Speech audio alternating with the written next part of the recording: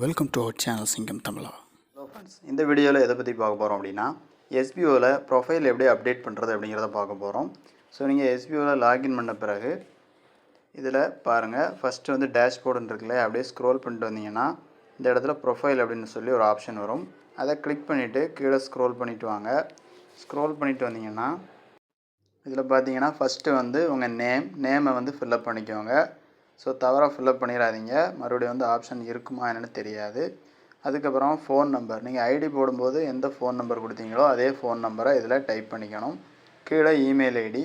So email ஐடியும் சரியான email ID, ஒர்க்கிங்கில் இருக்கக்கூடிய இமெயில் ஐடியை கொடுங்க.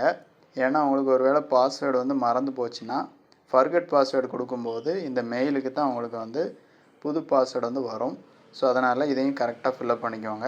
அடுத்து வாட்ஸ்அப் நம்பரை ஃபில்லப் பண்ணிக்கோங்க.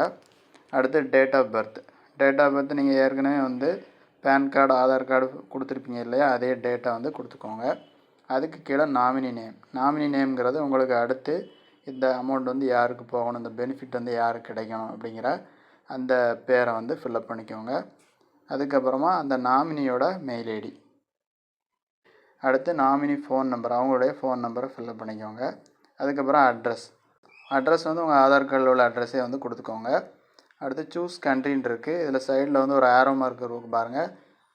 இந்த ஆரோ மார்க்கை கிளிக் பண்ணி நீங்கள் வந்து அந்த கண்ட்ரியை செலக்ட் பண்ணிக்கோங்க. அதுக்கப்புறமா சூஸ் ஸ்டேட் அப்படின்ட்டு இருக்குது. அதில் வந்து உங்களுடைய ஸ்டேட்டை டைப் பண்ணிக்கோங்க. அப்புறம் சூஸ் சிட்டியை வந்து சூஸ் பண்ணிக்கோங்க. ஸோ எல்லாம் கொடுத்த பிறகு கீழே சப்மிட் கொடுத்துருங்க. சப்மிட் கொடுத்தீங்கன்னா ப்ரொஃபைல் அப்டேட் லிமிட் எஸ்பின் எக்ஸீட் அப்படின்னு வரும்.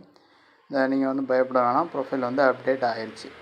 ஸோ இதுக்கு அடுத்து தான் நீங்கள் வந்து என்ன பண்ணணும்னா உங்களுடைய பேங்க் டீட்டெயில் கொடுக்கணும். ஸோ இதுக்கு அப்புறம் தான் உங்களுடைய பேங்க் டீட்டெயிலை ஃபில்லப் பண்ணணும். ஏன்னா புதுசாக இணைஞ்ச நபர்களுக்கு வந்து ப்ரொஃபைல் அப்டேட் பண்ணால் தான் பேங்க் டீட்டெயில் கொடுக்கக்கூடிய ஆப்ஷன் வருது. ஸோ அதனால் இதை வந்து ஃபஸ்ட்டு ஃபில்லப் பண்ணிக்கோங்க. தேங்க்யூ.